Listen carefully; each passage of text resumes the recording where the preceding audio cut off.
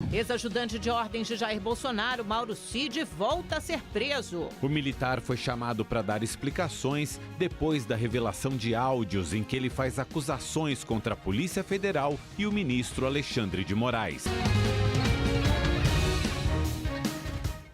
O tenente-coronel Mauro Cid voltou para a cadeia hoje à tarde. Ele é o ex-ajudante de ordens do presidente Bolsonaro. Segundo o ministro do Supremo, Alexandre de Moraes, Cid descumpriu as medidas cautelares impostas num acordo de delação premiada. Ele prestou depoimento na Suprema Corte por causa da divulgação de áudios em que ataca o STF e a Polícia Federal.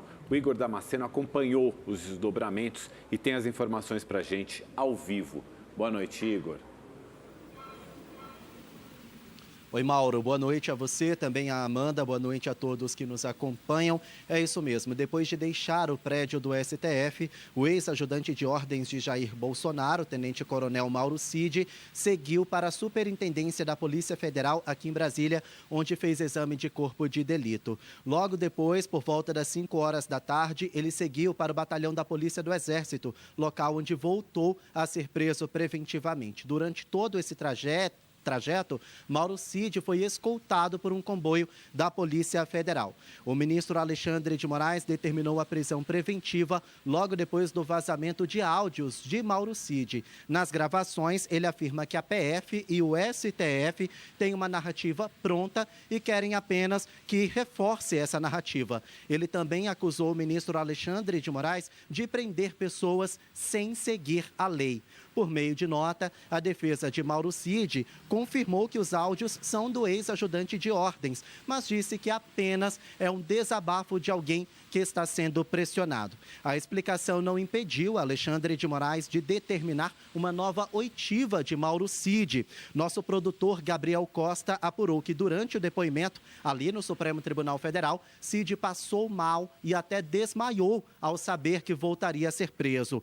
Os brigadistas do STF socorreram o ex-ajudante de ordens. Nós preparamos uma reportagem detalhando os áudios que provocaram essa prisão preventiva de Mauro Cid. Vamos acompanhar. Os áudios de Mauro Cid geraram mal-estar na Polícia Federal e obrigaram o diretor-geral da corporação, Andrei Rodrigues, a entrar com uma representação contra o ex-ajudante de ordens no Supremo Tribunal Federal. Nos bastidores, a PF viu as afirmações como uma tentativa de tumultuar as investigações. Em um dos áudios, Mauro Cid afirma que os agentes usaram o depoimento dele para confirmar uma narrativa já construída. Eles já estão com a narrativa pronta. Eles não queriam saber a verdade. Eles queriam só que eu confirmasse a narrativa deles. Não adianta, você pode falar o que você quiser. Eles não aceitavam e discutiam que a minha versão não era verdadeira, que não podia ter sido assim, que eu estava mentindo. Em outro áudio, o ex-ajudante de ordens faz críticas ao ministro Alexandre de Moraes, relator dos inquéritos no STF. O Alexandre de Moraes é a lei. Ele prende, ele solta quando ele quiser, como ele quiser, com o Ministério Público, sem Ministério Público, com acusação, sem acusação. Por causa das gravações, o juiz auxiliar do ministro Alexandre de Moraes, Ayrton Vieira, ouviu o ex-ajudante de ordens. O depoimento foi no início da tarde e cerca de 1 hora depois, Mauro Cid saiu preso da Suprema Corte. Do STF, Mauro Cid veio aqui para a Superintendência da Polícia Federal fazer exame de corpo de delito no IML. O ministro do Supremo, Alexandre de Moraes, determinou a prisão preventiva porque Cid teria descumprido as medidas cautelares e obstruído a justiça. Ele estava em liberdade provisória desde setembro do ano passado, quando fechou o acordo de delação premiada. Mauro Cid estava com um advogado, que saiu sem dar entrevista. O ex-ajudante de ordens voltou para o batalhão da Polícia do Exército, onde ficou preso por 6 meses antes de conseguir a liberdade provisória com a delação premiada. O batalhão fica no setor militar urbano, na região central de Brasília. Cid também mora nesse setor. O Supremo Tribunal Federal começou a julgar uma ação contra uma lei do estado do Paraná que autoriza porte de arma aos chamados CACs, que são os caçadores, atiradores e caçadores. O processo faz parte de um conjunto de 10 ações apresentadas pelo governo contra leis estaduais que tratam do tema. A Advocacia Geral da União afirma que as legislações facilitam o acesso à arma de fogo e violam a competência exclusiva da União para propor leis sobre essa matéria. O relator da primeira ação, ministro Cristiano Zanin, concordou com o argumento do governo federal e votou para invalidar a norma paranaense. Uma pesquisa do Datafolha mostra que a maioria dos brasileiros é contra o fim da reeleição para presidente, governadores e prefeitos. A medida é discutida numa proposta de emenda à Constituição no Senado, que tem o apoio do presidente da Casa, o senador Rodrigo Pacheco. De acordo com a pesquisa, 58% dos entrevistados preferem manter a possibilidade de reconduzir presidente, governadores e prefeitos ao cargo. Já 41% dos eleitores gostariam que a reeleição fosse proibida. A pesquisa ouviu 2.002 pessoas com 16 anos ou mais em 147 municípios. Os dados foram coletados presencialmente nos dias 19 e 20 de março e a margem de erro é de 2 pontos para mais ou para menos. O governo anunciou um contingenciamento de quase 3 bilhões de reais no orçamento deste ano. O ministro da Fazenda, Fernando Haddad, disse que as contas do país estão evoluindo. O bloqueio será nas chamadas despesas discricionárias, que são gastos não obrigatórios dos ministérios, como investimentos. As pastas que terão de fazer cortes devem ser divulgadas até o fim do mês. O bloqueio é necessário para que o governo cumpra a meta de não gastar mais do que arrecadar neste ano, nem aumentar as despesas acima de 70% do que tiver de aumento na arrecadação. O ministro da Fazenda, Fernando Haddad, considera os resultados positivos até agora. Nós tivemos um bom primeiro bimestre, mas vamos continuar acompanhando com o mesmo rigor a evolução do ano. Agora, o bloqueio, aí é o planejamento que vai provavelmente oferecer a dotação para poder remanejar, para aumentar a despesa com a Previdência, que veio acima das projeções do ano passado. Da bagunça que estava em 2022 para hoje, eu penso que houve uma evolução bastante consistente. A Comissão de Ética da Presidência da República decidiu aplicar uma censura ao ex-presidente da Caixa, Pedro Guimarães. O motivo são as acusações de assédio sexual e moral praticados por Guimarães contra colaboradoras da Caixa na época em que ele presidiu a instituição. Pedro Guimarães pediu demissão depois de uma série de denúncias feitas por servidoras da Caixa. A censura ética funciona como uma mancha no currículo de Guimarães. O advogado de Sergipe foi acusado de estupro por uma colega de profissão. A Ordem dos Advogados do Brasil cobra uma apuração rápida do caso. Ricardo Almeida é conselheiro da OAB em Sergipe. Ele foi indiciado por crime sexual após a conclusão do inquérito pela Polícia Civil. A vítima é a também conselheira Bruna Holanda. Em uma rede social, ela disse que o crime ocorreu em janeiro e reclamou da falta de apoio da OAB. É com imensa dor, frustração e indignação que renuncio o cargo de conselheira da seccional OAB Sergipe, para o qual fui eleita em 2022. Finalizo minha participação profundamente decepcionada e indignada, com a postura desrespeitosa, falaciosa, machista e perigosamente astuta. A OAB de Sergipe informou que Ricardo Almeida foi afastado imediatamente e que todas as medidas possíveis foram tomadas pela instituição. Nada que a Ordem fez e ainda fará será capaz de cicatrizar as dores vivenciadas por nossa colega. Reafirmamos à mesma que não lhe faltará o apoio moral, psicológico e institucional por parte da nossa casa. A Ordem Nacional dos Advogados cobrou uma ação rápida e rigorosa sobre a denúncia e afirmou que o Conselho mobilizou comissões especiais para não permitir que o caso fique sem resposta. Moradores da região central de São Paulo enfrentam quedas de energia desde a semana passada. Em alguns bairros, a luz oscila e aí acaba de vez. Moradores e comerciantes do centro de São Paulo viveram mais um dia de caos.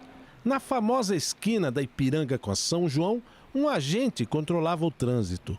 Nos prédios da região, problemas dentro e fora dos apartamentos. Estão subindo de escada porque o elevador não tem força, né, para ele funcionar. É comum esse tipo de equipamento aqui no centro de São Paulo. Um motor para gerar energia para que o prejuízo não fique ainda maior. O hotel, olha lá dentro, ó, está às escuras. Turistas que visitam a cidade encontraram uma São Paulo que não estava no pacote de viagem. Falta água para tomar banho, descendo escada. Eu desci 10 andares de escada, a colega desceu 17 andares de escada. É triste, porque você gasta dinheiro, você vem para São Paulo, tenta conhecer a cidade, infelizmente começa a estar assim, largado, sem energia, e a gente não consegue aproveitar nada. É um absurdo, né? A gente chegou ontem, desde a noite sem energia, tem que se virar com o que tem. Nós estamos na região da Praça da República. Agora imagina o seguinte, no horário de meio-dia, este restaurante também está às escuras. Ninguém chega para falar o dia ou a hora. Você vai e procura saber, ele só fala que não tem previsão de nada, né? Então a gente fica... A situação difícil, né? A gente manter isso aqui. Usando a luz do celular, o empresário mostra o mercado. Muitos produtos no freezer se perderam por falta de refrigeração. De mercadoria, com certeza, entre 5 e 10 mil, sossegado. Porque são mercadorias perecíveis, então não tem como usar posteriormente. E de faturamento, pelo menos ao redor de uns 20 mil reais, sossegado também. No Copan, comerciantes tiveram que apelar para geradores. O elevador está funcionando porque tem gerador próprio. Então, para as áreas comuns, tem energia para alimentar. Só não tem dentro do apartamento. Em Higienópolis, também na região central, comércio no prejuízo e moradores irritados por falta de elevador. Qual o tipo de dificuldade para vocês aí? As escadas, né? Escuro, a emergência está fraquíssima. Começou na segunda, na terça voltou algumas horas e depois disso estamos sem energia até agora. Explicação que é bom ficar faltando, né? Em nota, a Enel informou que restabeleceu hoje o serviço para 97% dos clientes impactados na região de Santa Cecília e República e que cerca de 600 clientes ainda estão sem energia após as ocorrências que afetaram a rede subterrânea essa semana. A companhia está mobilizando geradores para atendê-los. Uma máquina de fabricar cigarros semelhante à que foi furtada na Cidade da Polícia foi encontrada em um galpão da Penha, na zona norte do Rio de Janeiro. A máquina estava no mercado São Sebastião. Os agentes chegaram até lá depois de uma denúncia anônima. A análise dos técnicos que estiveram hoje no local vai apontar se a máquina é a mesma que desapareceu. O advogado da empresa, que diz ser a dona do equipamento, acompanhou os policiais e negou que ele seja o mesmo que foi levado da Cidade da Polícia. A máquina ela possui características divergentes, cores divergentes, número de série divergente. É uma máquina que ela possui nota fiscal. A nota fiscal já foi apresentada à autoridade policial. Não é a máquina produto de crime que aconteceu dentro da Cidade da Polícia. A máquina furtada tem 6 metros de comprimento e cerca de 5 toneladas. Ela foi apreendida durante uma operação realizada em julho de 2022, que teve como alvo um grupo que mantinha 23 paraguaios e um brasileiro em situação análoga à escravidão. O equipamento foi leiloado em fevereiro do ano passado por R$550 mil. O furto só foi descoberto 4 meses depois, quando um representante da empresa compradora e um oficial de justiça foram até o local. As investigações ocorrem desde novembro do ano passado. Quase 50 pessoas já prestaram depoimentos. No litoral paulista, mais uma pessoa morreu na Operação Verão. O número de vítimas desde o início da ação chega a 49. O novo óbito foi confirmado pela Secretaria de Segurança Pública e ocorreu na madrugada, na Baixada Santista. A Polícia Militar afirma que todas as mortes ocorreram durante confrontos. Os casos são investigados pela Polícia Civil. Começou hoje a campanha de vacinação contra a gripe em São Paulo. Este ano, a ação foi antecipada em um mês.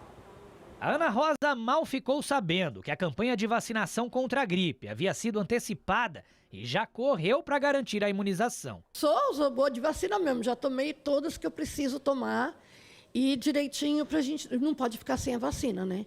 Este ano, na cidade de São Paulo, a vacinação contra a gripe acontece um mês antes do habitual.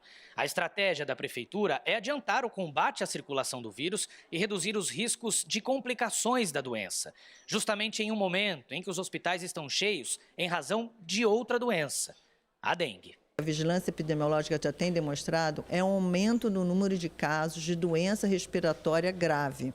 E esses casos são decorrentes de um aumento de casos de Covid e também de gripe. Então, você venha para o posto tomar a vacina, que a vacina de gripe vai proteger você contra uma internação ou uma situação de grave. Nesta sexta-feira, começam a ser imunizadas as pessoas pertencentes ao grupo de risco, que são as crianças de 6 meses a menores de 6 anos, idosos com 60 anos ou mais, gestantes, mulheres que deram à luz nos últimos 45 dias, povos indígenas, pessoas em situação de rua, com deficiência permanente, portadores de doenças crônicas e imunossuprimidos. A expectativa é imunizar mais de 4,5 milhões de pessoas. Neste sábado, acontece o dia D de vacinação nas 471 unidades básicas de saúde da capital, que estarão abertas das 8 da manhã às 5 da tarde. E a partir de segunda-feira, começa em todo o país a campanha nacional de imunização contra a gripe. A gente tem que se vacinar, não pode ficar sem nenhum tipo de vacina, que é importante para a saúde da gente, é importante até para a nossa família, porque se a gente pegar, a gente vai passar a doença para o outro, né? Então, eu falo para todo mundo, venham se vacinar, que é necessário. Isso aí. O Brasil superou a marca de 2 milhões de casos prováveis de dengue. 715 pessoas morreram. Outros 1.078 óbitos são investigados. Os dados são do último boletim divulgado pelo Ministério da Saúde. Hoje o IBGE divulgou novos dados da Pesquisa Nacional por Amostra de Domicílios, a PNAD. O país ainda tem mais de 9 milhões de pessoas com 15 anos ou mais analfabetas. Aos 77 anos, Lindinalva, ou Dona Maria, como é conhecida, é a pessoa com mais idade a trabalhar como catadora de materiais recicláveis em Fortaleza. Na charrete onde amarra o jumento, um pedido de ajuda. Isso porque ela sofre as consequências de não saber ler nem escrever. Situação semelhante a 9 milhões e 300 mil pessoas no Brasil, 5,4% da população, segundo o levantamento. Até para a gente pegar um ônibus é difícil, porque se a gente não saber ler, como é que a gente vai pegar o ônibus? Andar pedindo os outros para pedir? Fulana, que ônibus é esse daqui? Aí a pessoa bota errado, como botaram eu ontem errado. A taxa de analfabetismo da população de 60 anos ou mais, ela é praticamente o triplo da taxa de analfabetismo da população como um todo, de 15 anos ou mais. De acordo com o IBGE, o analfabetismo é maior entre as pessoas pretas ou pardas, grupo que representa em torno de 7%, mais que o dobro dos mais de 3% de analfabetos brancos no Brasil. Quando a análise do IBGE se volta para as regiões, se observa que o índice é mais crítico no Nordeste. Os 9 estados desta localidade concentram a maioria, 54,7% dos analfabetos do país. São cerca de 5 milhões de pessoas que ainda não sabem ler e nem escrever. No norte, o índice também é elevado, 22% de analfabetismo. Na contramão dessas regiões estão o sul e sudeste, com menos de 9% de analfabetos, e o centro-oeste com 13,6%. O IBGE também revelou dados da evasão escolar. Pela primeira vez, o Brasil não atingiu a meta de ter 95% das crianças de 6 a 14 anos matriculadas no ensino fundamental. O abandono escolar é grave também entre os mais jovens, que dos 15 a 29 anos de idade, praticamente 20% deles não estavam estudando e nem ocupados em 2023. As mulheres são as que mais deixaram a escola, são cerca de 25%. Já os homens que abandonaram os estudos foram aproximadamente 14%. Muitos deles, acabam deixando a escola, os estudos, em função do trabalho.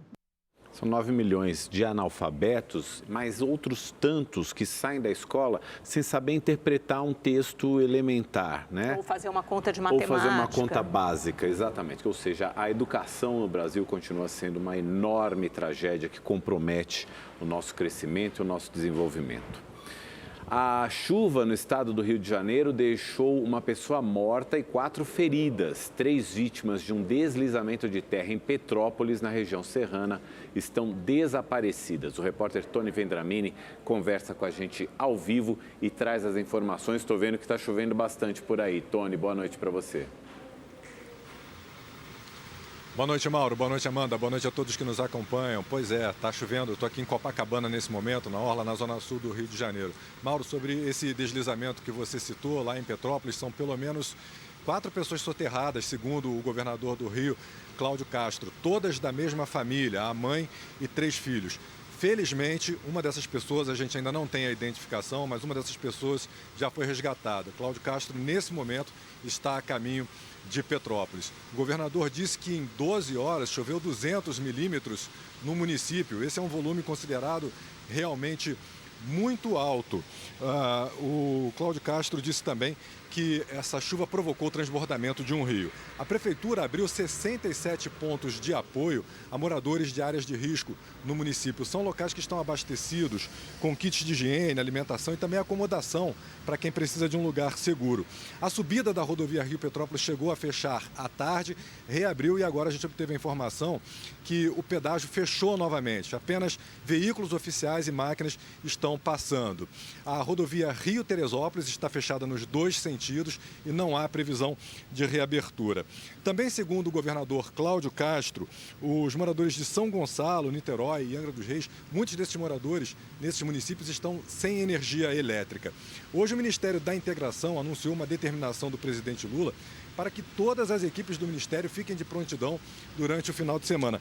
Além de ordenar que as equipes da Defesa Civil fiquem de prontidão, Lula também determinou que o ministro Valdir Góes acione outros ministérios caso isso seja necessário. Entre as pastas que podem ser acionadas estão a da Defesa e a do Meio Ambiente. Hoje, aqui no Rio de Janeiro, a chuva provocou muitos transtornos. Vamos ver na reportagem.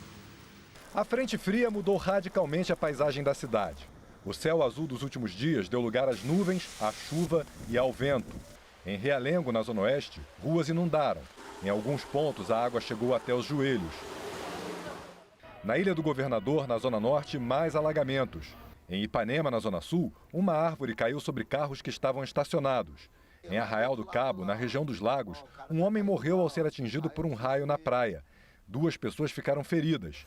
Em Nilópolis, na Baixada Fluminense, uma casa desabou. 3 pessoas foram resgatadas com ferimentos leves. Em Petrópolis, na região serrana, a Rua do Imperador encheu. A cidade está em alerta. A previsão para hoje era de 200 milímetros de chuva, um volume considerado muito alto. As recomendações de prevenção continuam valendo para o fim de semana, já que a previsão é que o Rio de Janeiro enfrente chuvas extremas também no sábado e no domingo. Até lá pode chover todo o esperado para o mês de março. Hoje, o mau tempo já provocou transtornos e acidentes. A Cristina foi até liberada mais cedo do trabalho. Minha patroa me liberou, porque falou que vai cair bastante chuva hoje ainda. No centro, comerciantes começaram a fechar as portas no início da tarde. As lojas dispensaram os funcionários. No bairro onde eu moro, em Caxias, qualquer chuvinha, meu filho, encheu tudo, alagou tudo. Não dá para andar direito. As ruas da cidade ficaram mais vazias. O governo do estado decretou ponto facultativo. Escolas municipais e universidades não abriram as portas. O Tribunal de Justiça suspendeu o expediente. O Detran também não funcionou. Quem pôde atendeu às recomendações das autoridades para sair de casa somente em caso de necessidade. Muito bom, gente. 63% menos gente nas ruas do que nos dias normais. Muito obrigado por vocês seguirem as nossas recomendações. Conta com a gente está aqui trabalhando para proteger vocês. Em Lins, no interior do estado de São Paulo, a força d'água arrastou um carro até cair em um córrego. Os bombeiros resgataram 3 pessoas, 2 que estavam no veículo e um morador que tentou ajudar. Elas foram encaminhadas ao pronto-socorro da região e estão bem. Um estudo da Fundação SOS Mata Atlântica apontou uma melhora na qualidade das águas dos rios da Mata Atlântica. Segundo o levantamento, 8% dos pontos estudados pela ONG foram avaliados como bons, uma melhora em relação a 2022, quando o índice era de 6,9%. Já a classificação ruim teve queda. O que antes era 16,3% caiu para 12,1%. O índice regular subiu de 75% para 77%. Apesar da melhora, os pontos avaliados como péssimos cresceram, de 1,9% para 2,9%. Assim como em 2022, nenhum trecho foi avaliado como ótimo. O estudo avaliou 174 pontos de 129 rios em 80 municípios de 16 estados localizados na Mata Atlântica. O mercado de energia renovável e sustentável cresce no mundo, cresce aqui no Brasil também e muito impulsionado, inclusive, pelos carros elétricos.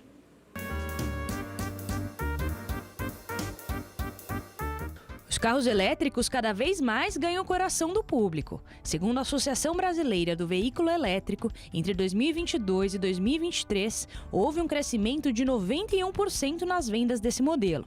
Só em dezembro do ano passado, o aumento foi de 191% em relação ao mesmo período de 2022. Uma das empresas que tem se destacado nesse setor é a BYD. Stella Lee, vice-presidente executiva da empresa e CEO da marca nas Américas, anunciou no evento Charging Day que a empresa pretende fazer um investimento de 5,5 bilhões de reais na linha de produção de veículos em Camaçari, na Bahia. A produção completa dos carros na Bahia deve começar entre 2024 e 2025 e terá capacidade instalada de 150 mil veículos por ano na primeira fase de implantação, podendo chegar a 300 mil veículos na segunda etapa. Uma das novidades anunciadas foram os supercarregadores. Eles são alimentados por energia solar e apresentam baixo impacto na rede elétrica. E consegue oferecer uma recarga ultra rápida. De 30 a 40 minutos você consegue carregar um super carro como o novo TAN, que nós estamos mostrando aqui hoje, de 30% a 80%, questão de 30 minutos. Outro destaque foi o aplicativo BYD Recharge. Ele mostrará em um mapa mais de 2.800 pontos de recarga. Para dar conta de tanta energia, a empresa ainda divulgou parceria com a Raizen. Além de novas 5 usinas solares, essa colaboração promete otimizar a entrega de energia. A energia solar no Brasil ela tem crescido bastante, existe um potencial muito grande de energia solar no Brasil. E agora, com esse advento da eletrificação da mobilidade, certamente vão ter espaços para muitas fazendas solares, para muitas fazendas de energia solar, para poder gerar essa energia sustentável e fechar todo um ecossistema. Falar em carros elétricos é falar em sustentabilidade.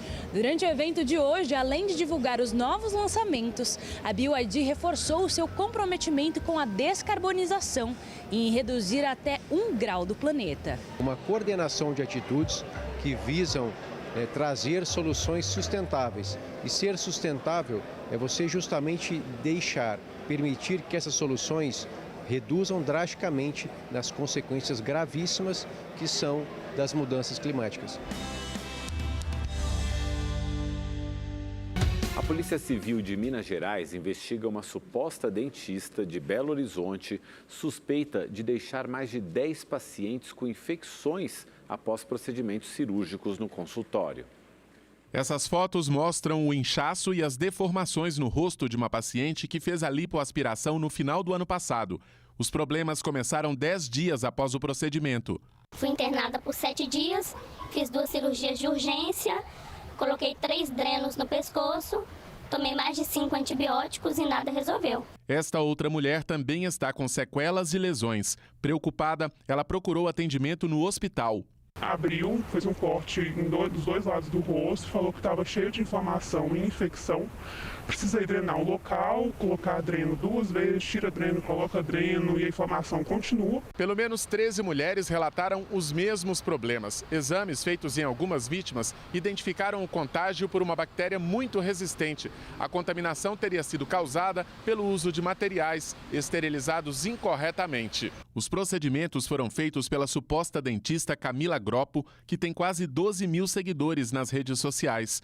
Ela se apresenta como especialista em lipo de papada e bichectomia, cirurgia que remove gordura das bochechas. Agora ela me bloqueou no Instagram, ela não responde mais o WhatsApp, no início ela respondia, mas agora ela não responde mais. No Conselho Regional de Odontologia, a inscrição provisória de Camila Aparecida de Andrade Silveira consta como desativada.